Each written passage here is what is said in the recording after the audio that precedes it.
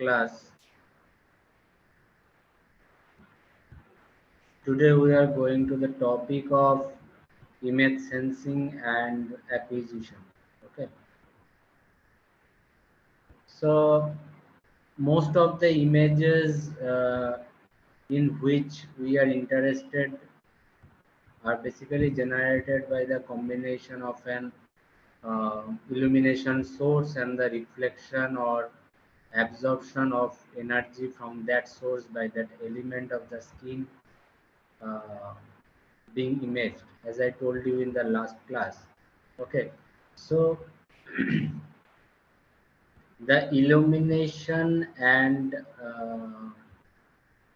scene in the code to emphasize that uh, fact that they are considerably more general than the familiar situation in which visible light source uh, illuminates a common everyday 3D scene. So suppose for example, the illumination may originate from a source of electromagnetic energy such as radar, infrared, or X-ray system.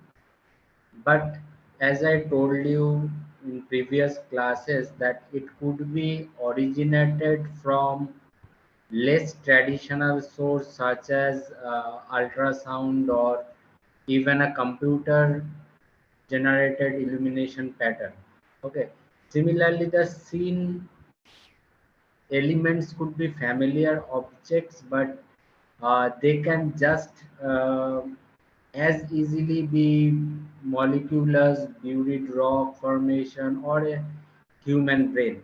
Okay, so depending on the nature of the source,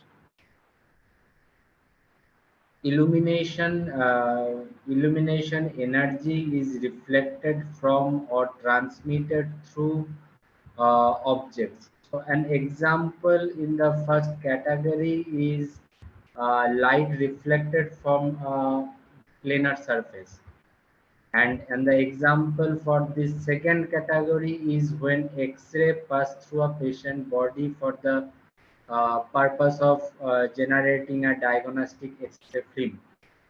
So in some application, the reflected or transmitted energy is focused onto a photo converter, or also it is called a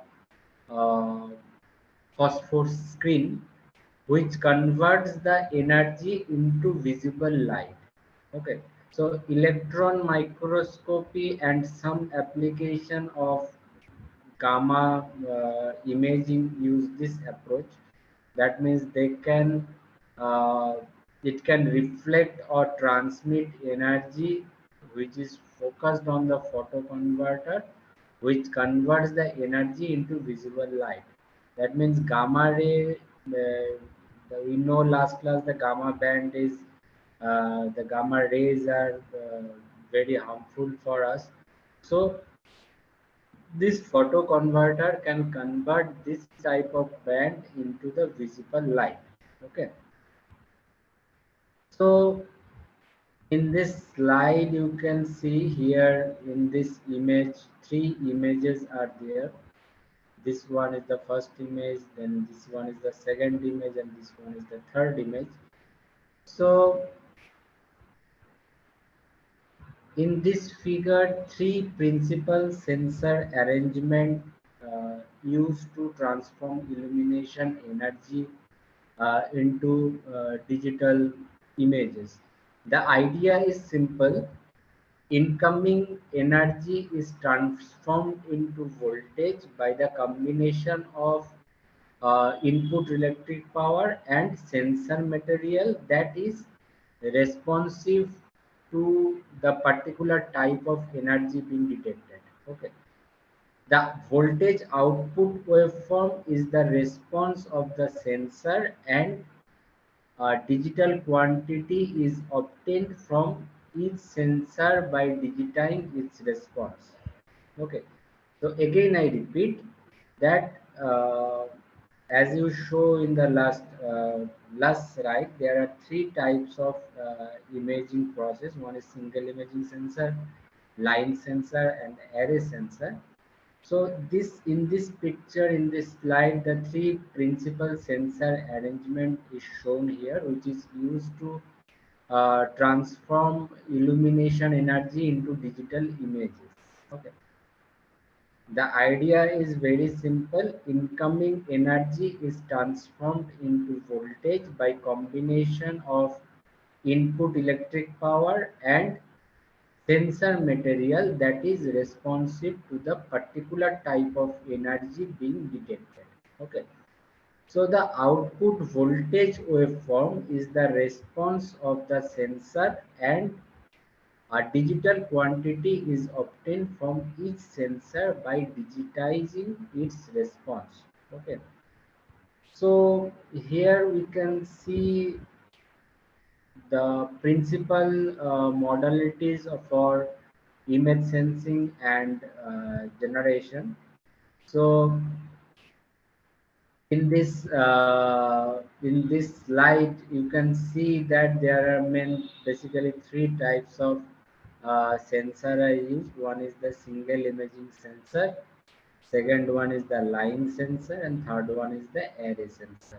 So from that image and name, you can understand that why it is called the single imaging sensor, why this one is called the line sensor, and why this is called the array sensor. Okay, the names are so placed as per their use. Okay, so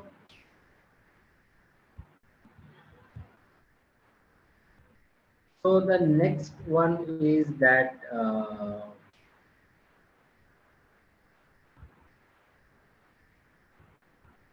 image acquisition using single sensor. Okay, so this figure shows the component of single sensor. Okay, or you can say that in the mm, last slide, the first picture uh, shows the single sensor. That means this one shows the single sensor. So um, here, the previous slide, you can see about the single sensor, and perhaps the most familiar sensor of this type is photodiode. Okay, which is constructed of silicon materials and whose output voltage waveform is proportional to light. Okay, the use of filter in front of the sensor improves selectivity. Suppose a green filter in front of a light sensor favors light in the green band of the color spectrum. Okay. So as a consequence, the sensor output will be stronger for green light than for other components in the visible spectrum. Okay. So this is the image acquisition using a single sensor. So in order to generate 2D image using a single sensor, there has to be relative displacement in both the x and the y direction between the sensor and the area to be imaged. Okay, so in this slide, this figure shows an arrangement used in um, high precision scanning where a film negative is mounted onto a drum whose mechanical rotation provides displacement in one dimensional. Okay, so again I repeat, this figure shows an arrangement used in high precision scanning where a film negative is mounted onto a drum whose mechanical rotation provides displacement in one dimension. So the single sensor is mounted on a lead screw that provides motion in the perpendicular direction, because mechanical motion can be controlled with high precision. This method is an inexpensive but slow way to obtain high resolution image. Other similar mechanical arrangement use a flat bed with sensor moving in two linear direction. So this type of mechanical digitizer sometimes are referred to a uh, micro densitometers. Okay, so this type of mechanical digitizer sometimes called micro densitometers. So another example of imaging with a single sensor places a laser source coincident with the sensor. So moving mirror are used to control the outgoing beam in a scanning pattern and to direct the reflected laser signal onto the sensor. So this arrangement can be used also to acquire images using strip and array sensor, which are discussed in the next classes also. The next one is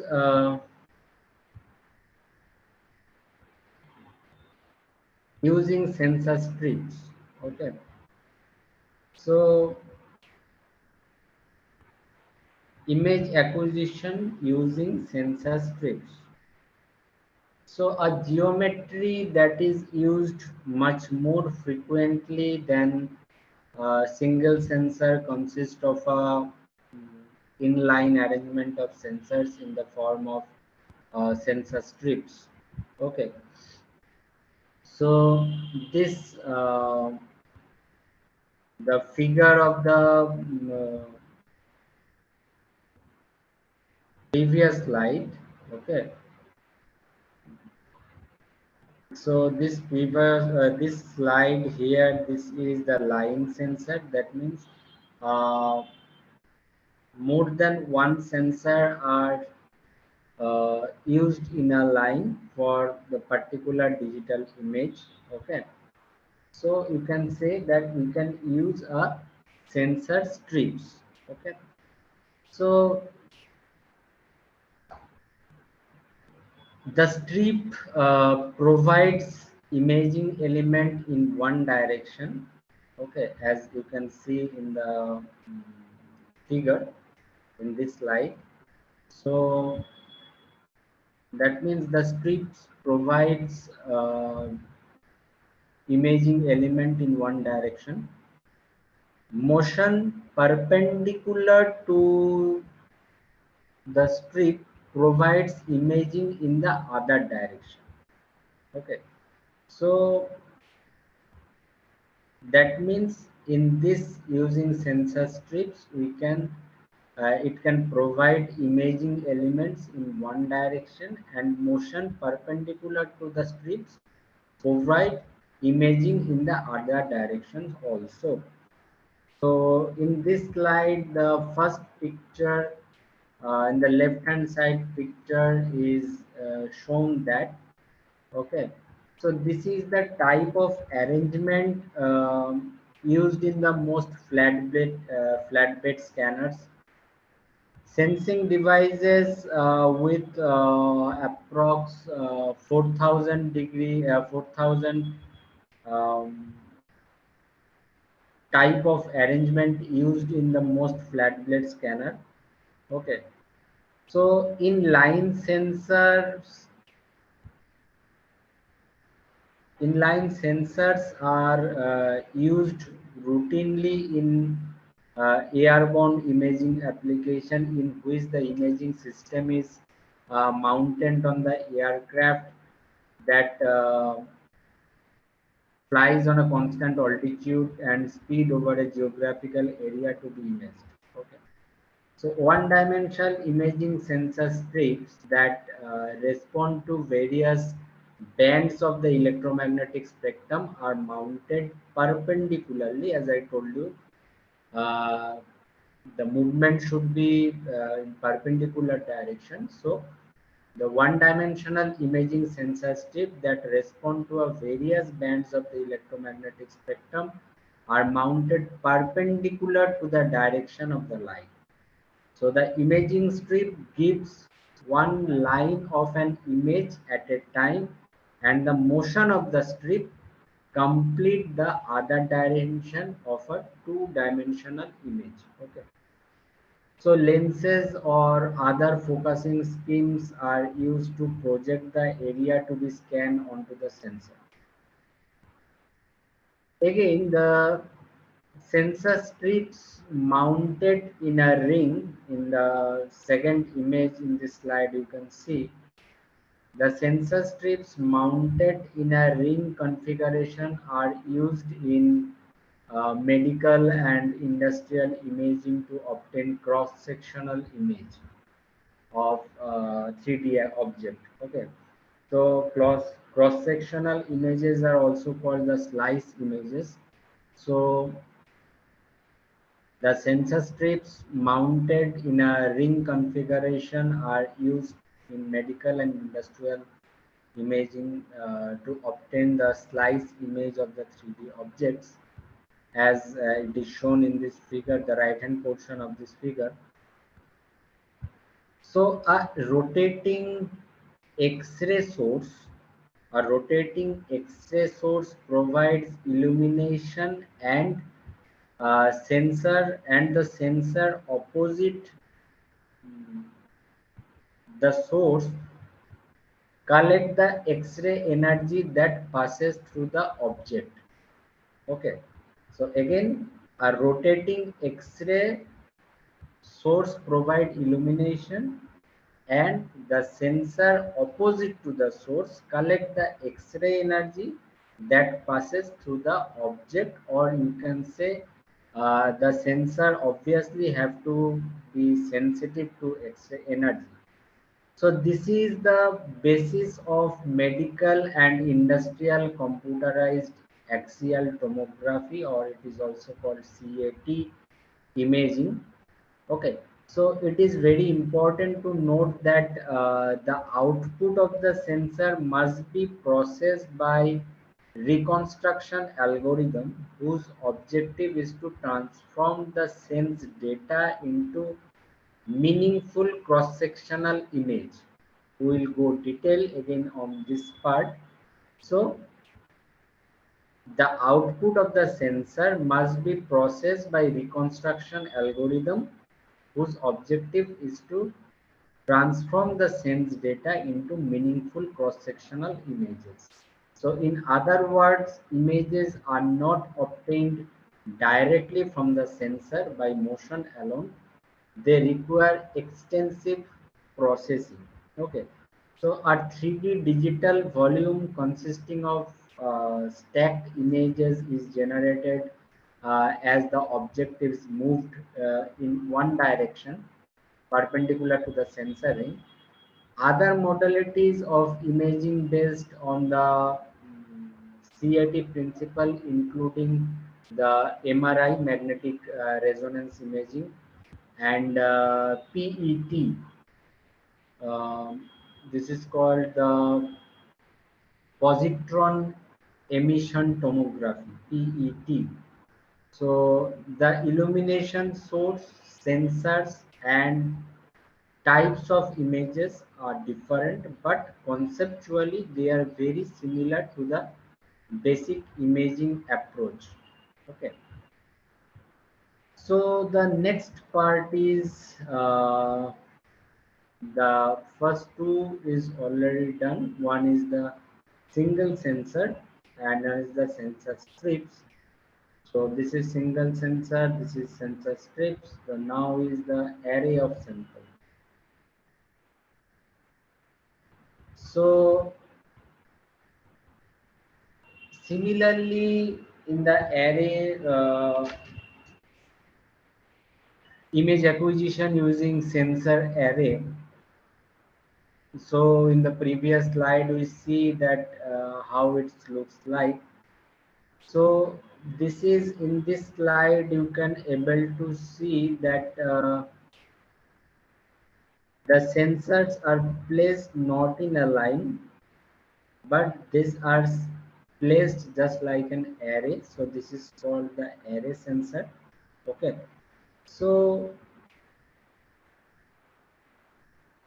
This image shows individual sensor arranged in the form of 2D array.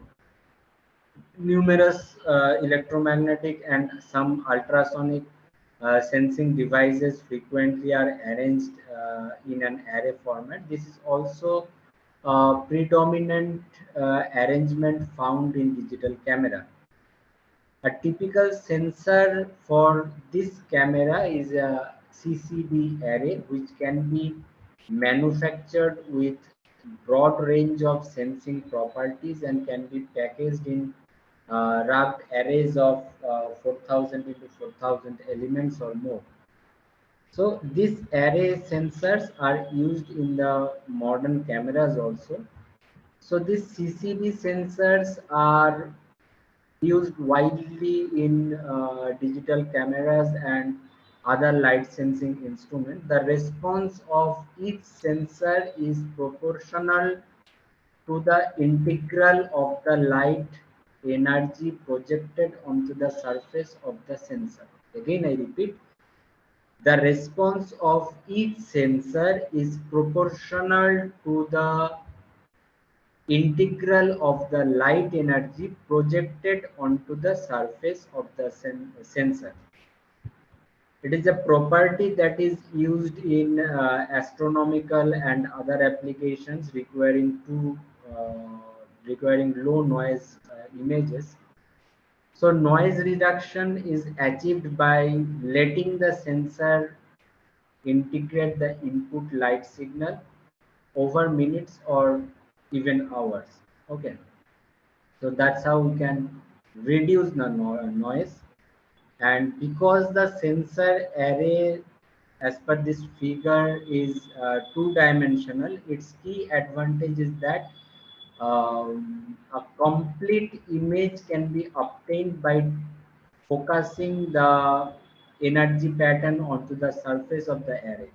Okay, a complete image can be taken, and the motion obviously is not necessary, as in this case the sensor arrangement discussed in uh, proceeding in two section. Okay, because it has a two-dimensional view, so the motion is not required. Mm, this is how these arrays are used. The next part is the simple image formation. Okay, so a simple image formation model. So we have to see how these image formations can be done.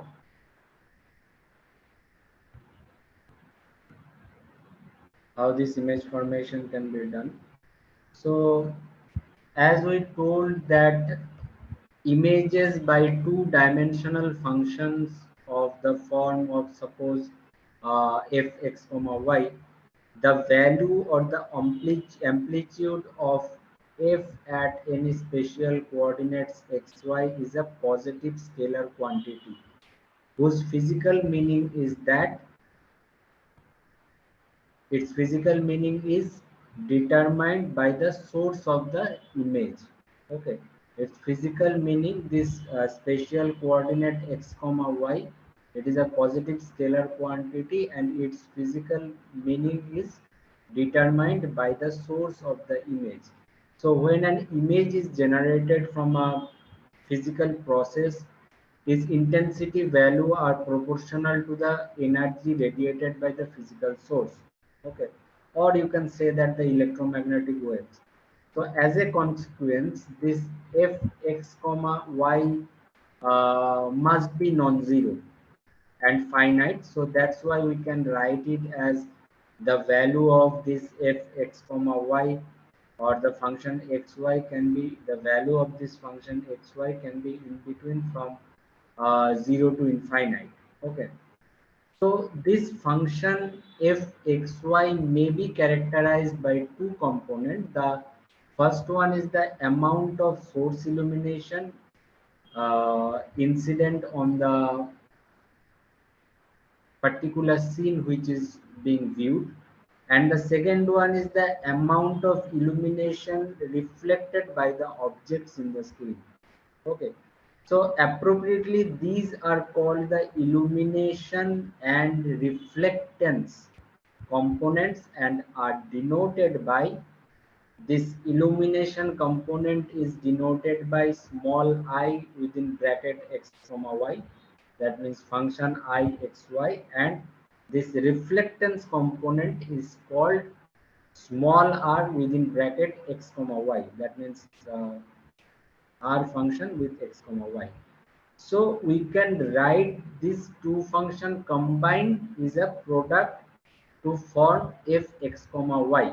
Okay, so we can write, or we can told this function xy can be written is equal to the function ixy into the function rxy. Okay, so this is how the fx comma y can be written. And similarly, as I told you that this the value of this function xy, if x comma y is between in between 0 to infinite, so similar the value of ix comma y and rx comma y, the values of these two also within 0 to infinite.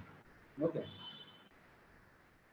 sorry, the value of ix comma y is in between 0 to infinite, but the value of the reflectance component is between 0 to 1, because uh, the object, from that object the sum of some amount of energy is reflected to that portion from where we can capture the image of that particular thing.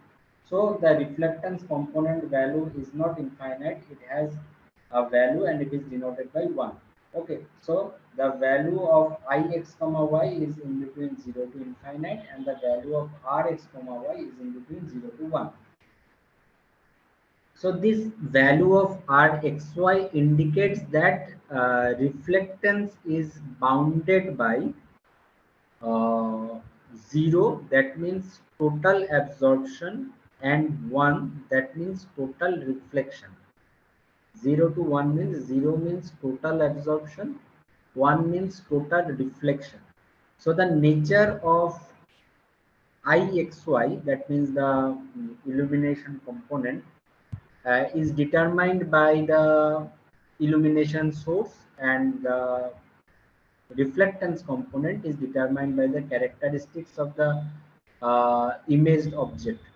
Okay, so characteristics of the image objects, why I told you, because as per the characteristics of the particular object, it has the ability to reflect how much portion of amount of the energy. So it is totally depend on the characteristics of the object. Okay, so we can say that these expressions are also are applicable to images formed via transmission of the illumination through a medium such as a chest x-ray. So in this case we would deal with transmittivity. Okay, transmissivity instead of the reflectivity function. So, but the limits would be the same as I told you, and the image function formed would be model as the product also, as I told you.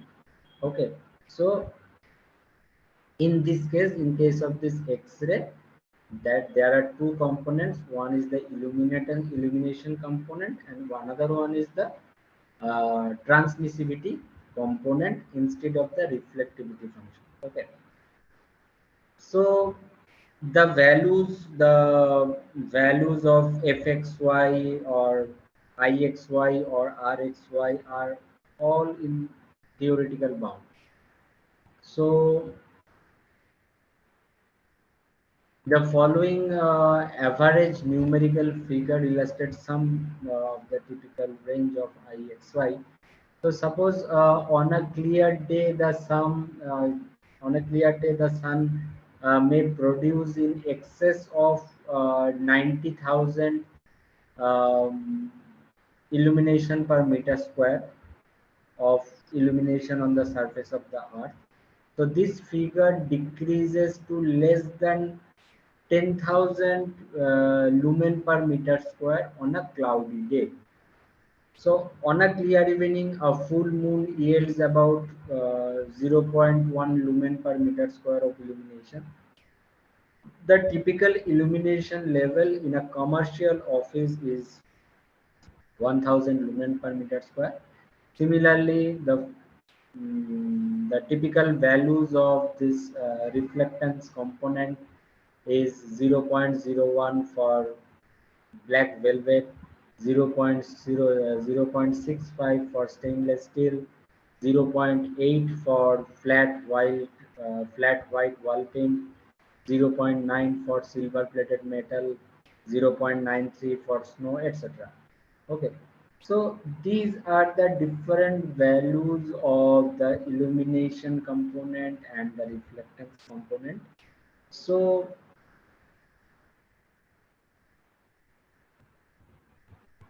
if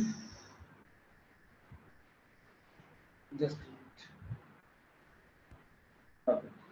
So if the intensity, or you can say that the gray level of a monochrome image at any coordinate, suppose the coordinates are x0 and y0, and it is denoted by mm, something, suppose small n is equal to function x0 y0.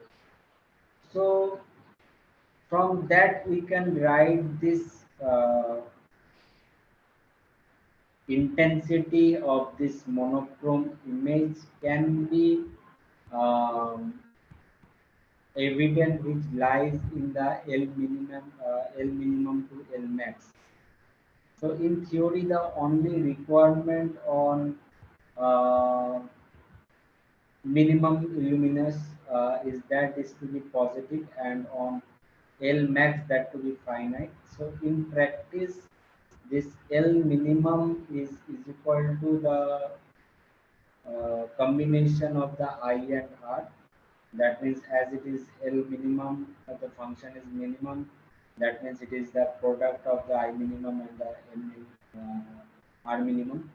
Similarly, if the function is L maximum, that means we have to write it as I max into R max.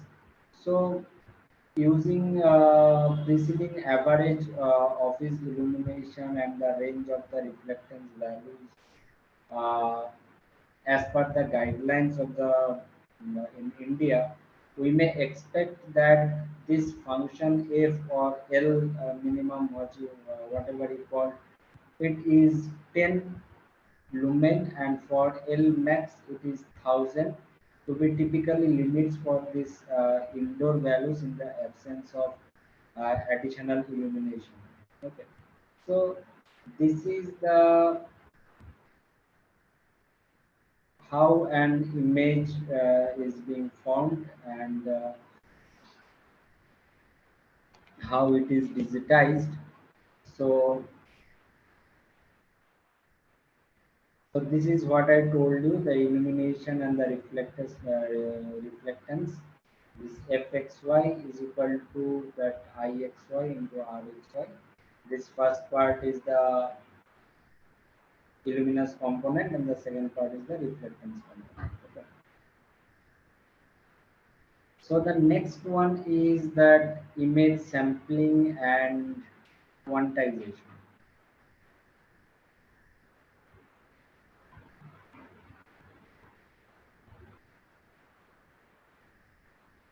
Image sampling and quantization. So from whatever we discussed,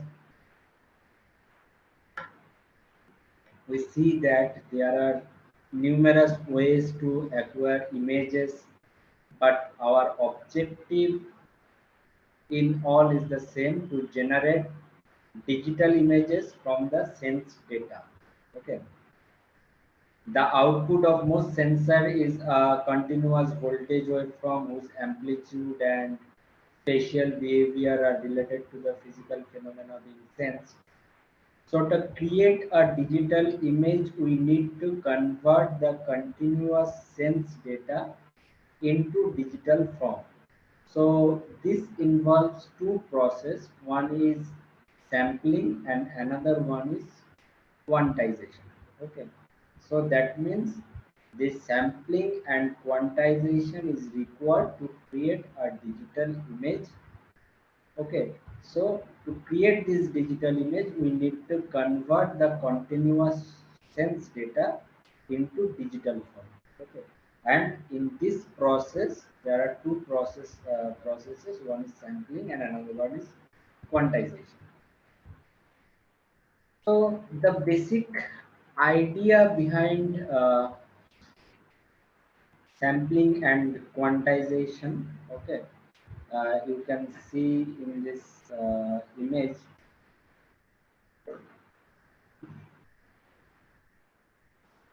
So the first image in the left hand side is shows a continuous image that we want to convert to digital form. So an image may be continuous with respect to the x and y coordinates and also in amplitude. So to convert it to digital form, we have to sample function in both coordinates and in amplitude. So digitizing the coordinates value is called sampling, and digitizing amplitude value is called quantization. Okay. So digitizing the coordinate value is called sampling, and digitizing the amplitude value is called quantization. Okay.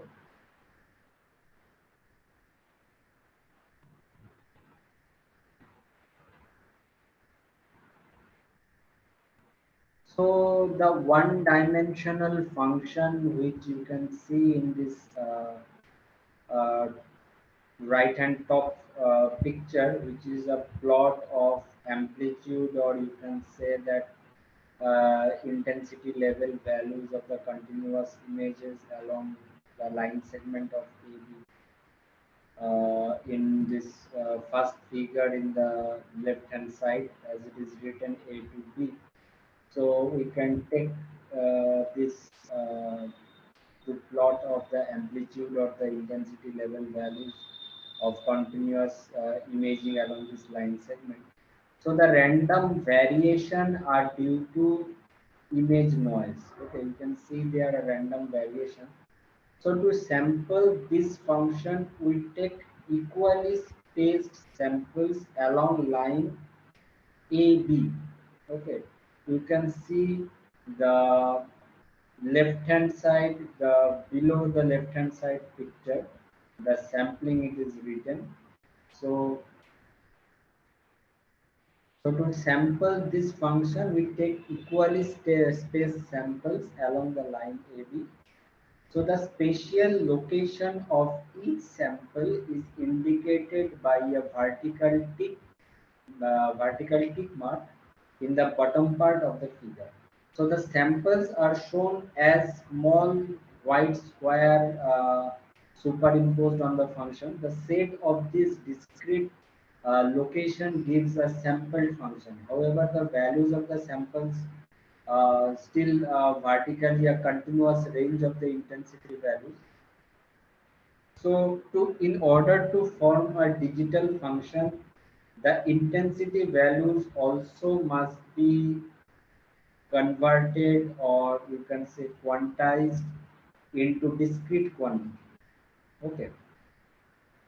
So the below right hand side picture shows the intensity scale divided into 8 discrete intervals ranging from black to white. The vertical tick mark again marks indicated the specific value assigned to each of the 8 intensity intervals. Okay. So the continuous intensity levels are quantized by assigning one of the 8 values to each sample. The assignment is made depending on the vertical proximity of the sample to the vertical tick mark.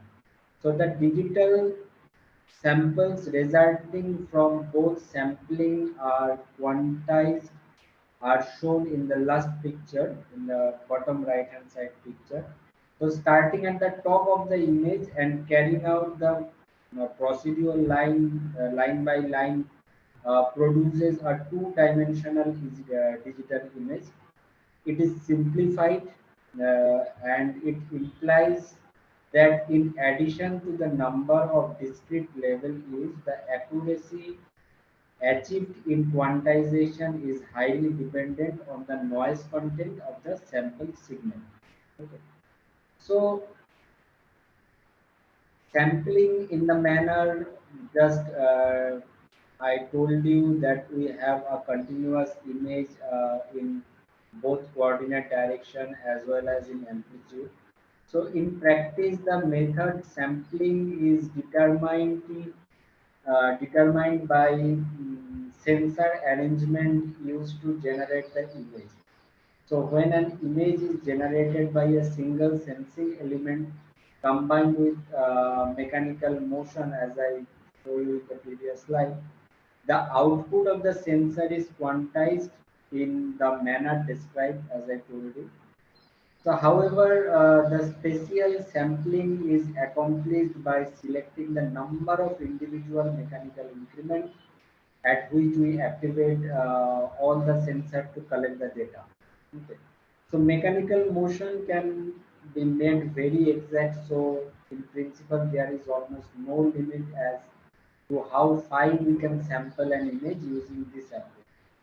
So in practice, limits on sampling accuracy are determined by other factors such as the quality of the optical components of the system.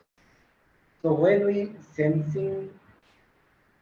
a sensing strip is used for um image acquisition, the number of sensors in the strip establishes the sampling limitation in one image direction. Okay. Mechanical motion in the other direction can be controlled more accurately, but it makes little sense to try achieve sampling density in one direction that exceed the sampling limits established by the number of sensor in the other. Quantization of the sensor outputs completes the process of generating a digital image.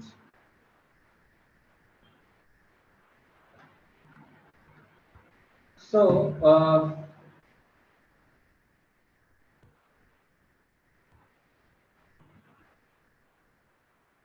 when a sensing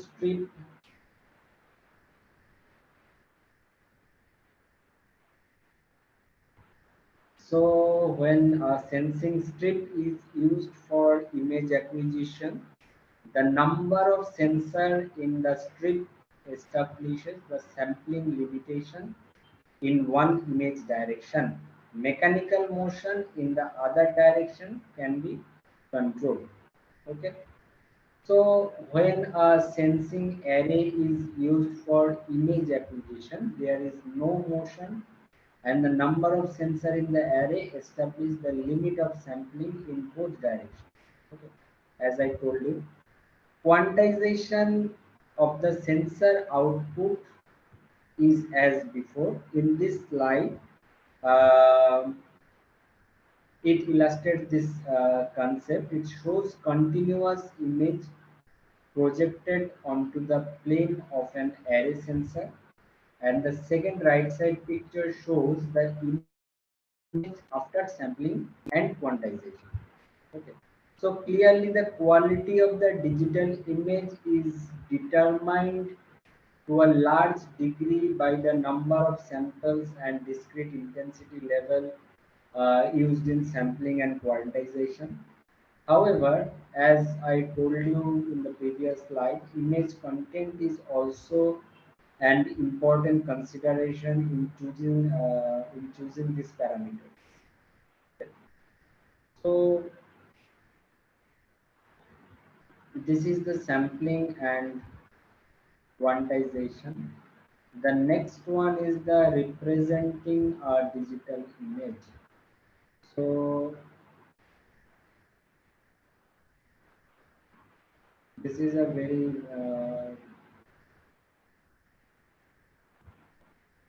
big topic. So this topic I will start in tomorrow's class, representing a digital image. Okay. So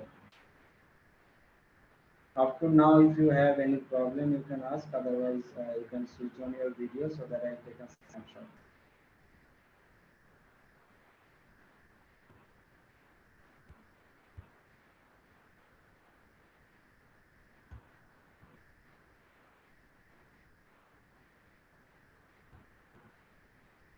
Please switch on your video.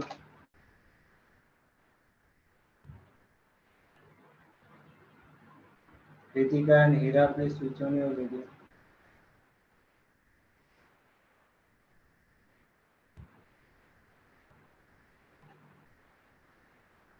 Ritika, Hira, please switch on your video.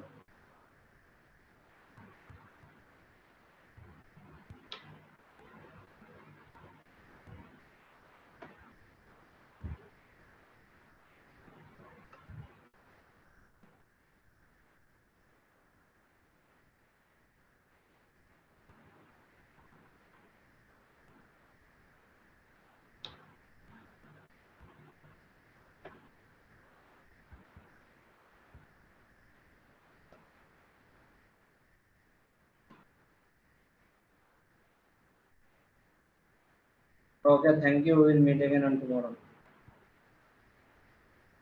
Thank you, sir.